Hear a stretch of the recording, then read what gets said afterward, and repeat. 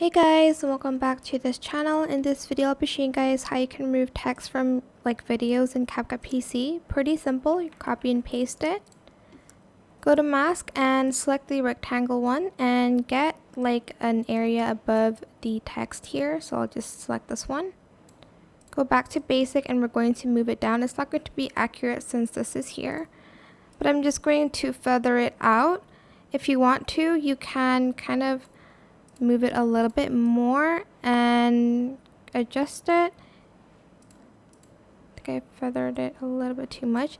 And if you want to, you can add in another part of maybe this side to cover this up. So I'll just copy and paste it and I'll find something maybe from here and place it here to try to cover that up.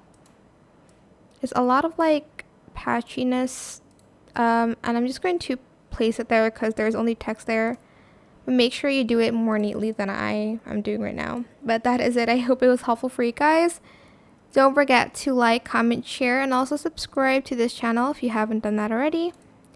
If you have any more questions, just leave it in the comment section down below. I'll try my best to answer them all for you guys.